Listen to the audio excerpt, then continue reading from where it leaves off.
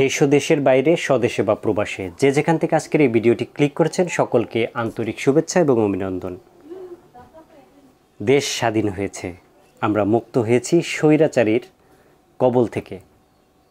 দীর্ঘ 16টি বছর আমাদেরকে মাটির সাথে মিশিয়ে রেখেছে, আমাদের মুখে তালা লাগিয়ে দিয়েছিল।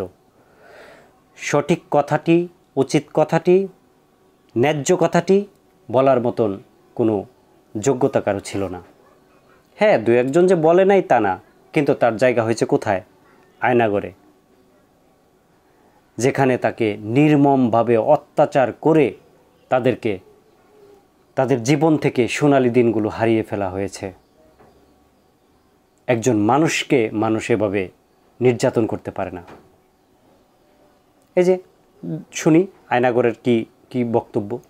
ঘরে অনেক লোক আছে যারা গুম হয়ে গেছে। 15 বছর আমরা মুখ খুলতে পারি না, আমাদের স্বজনদের পাই না। এখন আমাদের চিন্তা ভাবনার যা ওইখানে আছে, অবশ্যই আছে ওইখানে। যদি আয়নাঘর খুলে দেওয়া হয় আমাদের স্বজনদের পাওয়া যাবে। আমি চিন্তা করি আমার স্বামীকে পাইব, সন্তান মনে করে বাবা আয়নাঘরে আছে। যখন যারা বের হয়ে আসে বলে, তারা মোবাইলে আমরা দেখি যে এমন অবস্থা আছে, তাদের হাত বান্ধা, পাও বান্ধা, তাদের মাথার চুলগুলা পা পর্যন্ত হয়ে গেছে, দাড়িগুলো এত বড় হয়ে গেছে, উকুনগুলা এইভাবে করে। তখন আরো কষ্ট হয়, রাত্রে ঘুমাইতে পারি না। আমার ছোট মেয়েটা মাদ্রাসায় পড়ে, ও প্রতিটা নিয়ত দেখে না বাবারে, বলে মা বাবা কি আসবো, সবার বাবা আসে, আমার বাবা কেন আসে না। আমার বাবাকে আমি ফেরত চাই, আমার বাবা যেন আমাকে আদর করতে পারে, আমার বাবা আমাকে অনেক জায়গায় ঘুরে নিয়ে যেতে পারে। সবার বাবা আছে, শুধু আমার বাবা নেই। আমি যখন 5 মাস ছিলাম, 10 বছর হয়েছে আমার বাবাকে নিয়েছে। ফেব্রুয়ারি মাসের 14 তারিখে আমার বাবাকে নিয়েছে। আজ পর্যন্ত আমি কখনো বাবাকে দেখিনি, শুধু ভিডিও আর পিকচারে দেখছি আমার বাবারে। আমাদের এলাকায় সবার বাবা আসছে, আমার বাবা কেন আসে না মা, আমার বাবা কি আসবো না? আমি তো এত বড় হয়েছি, বাবারে দেখি না, ছবিগুলা দেখে প্রতিটা নিয়ত কান্দে। ধাক্কা দিয়ে উল্টা দিকে শোয়ায় এইখানে পাড়া দিল। এইখানে পাড়া দিয়ে লোহার রড ছিল, ওইটা ইচ্ছা মতো নিচে পিটাইতে থাকলো কতক্ষণ। অনেকক্ষণ পিটানোর পর আমি চিৎকার চেঁচামেচি করতেছিলাম, তখন অনেকক্ষণ পরে ওরা থামে। তখন অনেকক্ষণ থাকার পরে আবার বসায় আমাকে। তখন বলতেছিল যে এটা হলো একটা স্যাম্পল ডোজ, এটা শুরু, তুই আসলে বাঁচতে পারবি না। এইখানে এমন একটা জায়গা, এখানে 1000-এর উপরে মানুষ আছে এবং তারা কতদিন ধরে আছে। তোকে একটা উদাহরণ দিই, ছোট্ট একটা চারা গাছ তাদের হাতে দিছি, এখন এই চারা গাছ ফল দেয়। ওরা যুগের পর যুগ হয়ে গেছে, ওই প্রতিদিন ওদের ওই গাছগুলোতে পানি দিয়ে জীবন কাটে। তোকে তোর লাইফটা হবে এইরকম। আর আমরা ভয় পাই না কাউকে।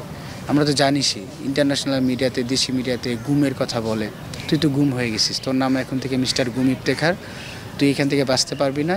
আর তোরা আমাকে জিজ্ঞেস করে যে তুই কোন ডিপার্টমেন্টে, তখন আমি বলি আমি ল ডিপার্টমেন্টে। তখনই ওরা সাথে সাথে ও ল ডিপার্টমেন্ট, হিউম্যান রাইটস, একটা গালি দিয়ে কথা বলে।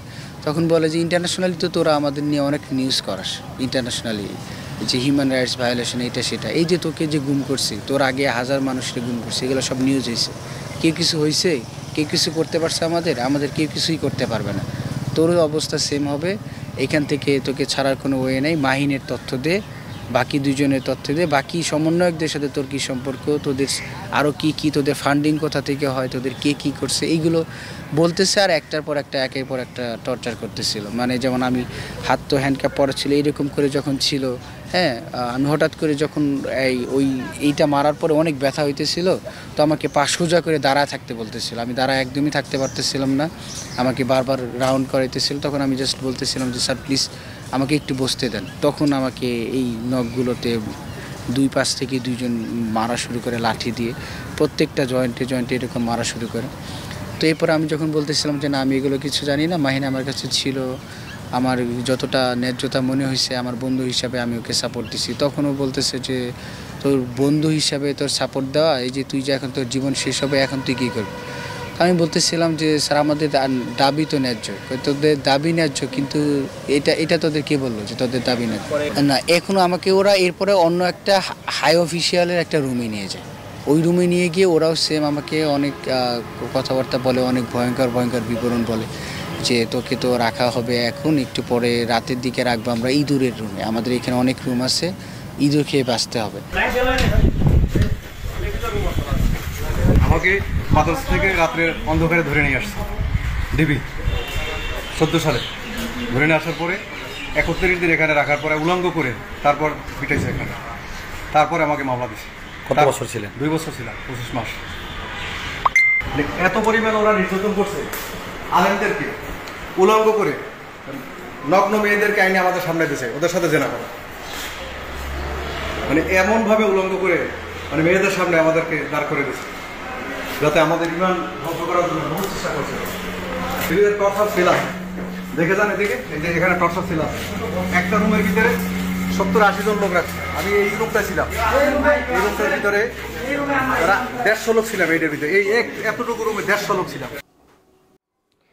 যারা ডক্টর মোহাম্মদ ইউনূসকে নিয়ে ট্রল করেছেন বা এখনও করেন, এখন তো করবে, যা ওই স্বৈরাচারীর দোসর যারা আছে তারা তো ট্রল করবে, তারা কিন্তু তাদের একটা জিনিস জেনে রাখা উচিত যে ডক্টর ইউনূসের জুতা টানার যোগ্যতাও এদের নেই, এদের সরকার প্রধানের ছিল না, এই স্বৈরাচারীর ছিল না। ডক্টর ইউনূসের মুখের কথা শোনার জন্য 1.5 কোটি টাকা ব্যয় করতে হয় একটা অনুষ্ঠানে সে বক্তব্য দেওয়ার জন্য। এদের মতন লেজে গবরে মেশানো কথা তিনি বলেন না। বাংলার মানুষের অনেক অনেক সৌভাগ্য যে ডক্টর ইউনূস বাংলাদেশে জন্মগ্রহণ করেছে। গর্বে বুকটা ভরে যাওয়া উচিত, বুকটা ফেটে যাওয়া উচিত। যারা অমানুষ তারা কখনোই কৃতজ্ঞ না, তারা কখনো কৃতজ্ঞতা স্বীকার করে না। সবাই ভালো থাকবেন, সুন্দর থাকবেন, সুস্থ থাকবেন। আবার দেখা হবে অন্য কোনো ভিডিওতে। ততক্ষণ পর্যন্ত আল্লাহ হাফেজ।